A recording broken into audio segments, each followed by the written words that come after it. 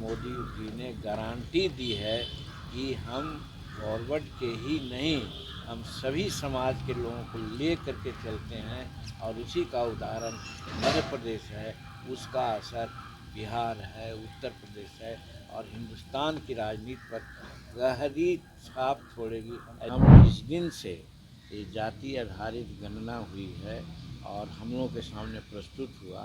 Assembly में भी इस बात की हमने चर्चा की है कि ये जो गणना हुई है ये कागजी गणना हुई है, खाना पूर्ति हुई है। ये इन लोगों को, दलित लोगों को जो कहते हैं कि हम बड़ा दलित के प्रति हिमैती हैं, तो दलित का तो उन्हें भ्रूण हत्या कर रहे हैं और जिसके चलते बतला रहे हैं जिसकी जितनी जनसंख्या भारी मिलेगी उसको उतनी हिस्सेदारी, तो पहले ही तो हमको काट दिया। निश्चित रूप में ये भ्रांति, जैसा पहले मैंने कहा कि लोग कहते रहे हैं कि भाजपा स्वर्णों की पार्टी है और मध्य प्रदेश और छत्तीसगढ़ में मुख्यमंत्री के चुनाव से स्पष्ट हो गया है और नरेंद्र मोदी जी ने गारंटी दी है कि हम फॉरवर्ड के ही नहीं, हम सभी समाज के लोगों को ले करके चलते हैं और उसी का उदाहरण मध्य प्रदेश है, उसका असर बिहार है, उत्तर प्रदेश है और हिंदुस्तान की राजनीति पर गहरी छाप छोड़ेगी, ऐसा मैं मानता हूँ। अभी जो वर्तमान सेटअप है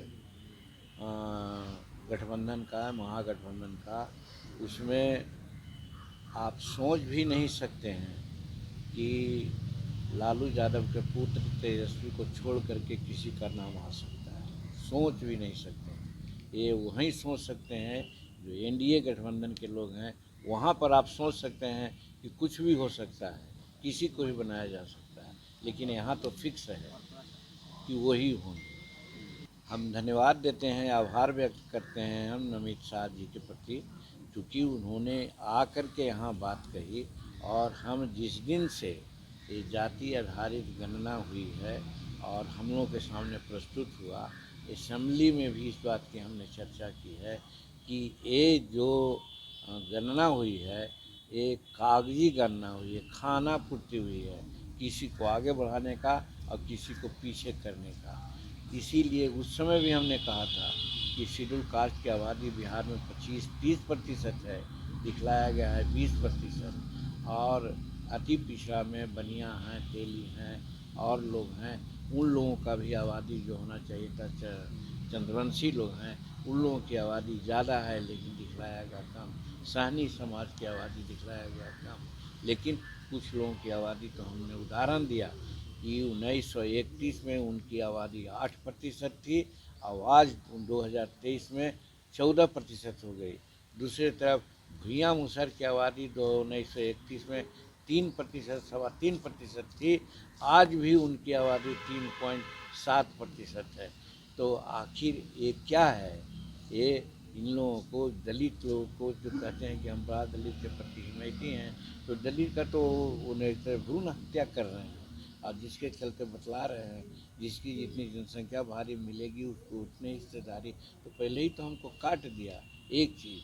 और दूसरी तरफ हमने यहाँ पर प्रासंगिक बात है जो आपने पूछा उस जवाब से अलग है कि बिहार विधानसभा में यही हमने कहा था कि मान्यवर 16% हमारा रिजर्वेशन है, अभी हमको कितना मिला, कितना कोटा है, बैकलॉग कितना है, और उन्होंने नहीं बताया।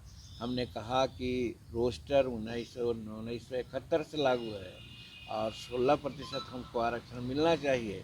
हमारे पास डाटा है कि 3.7% आरक्षण है।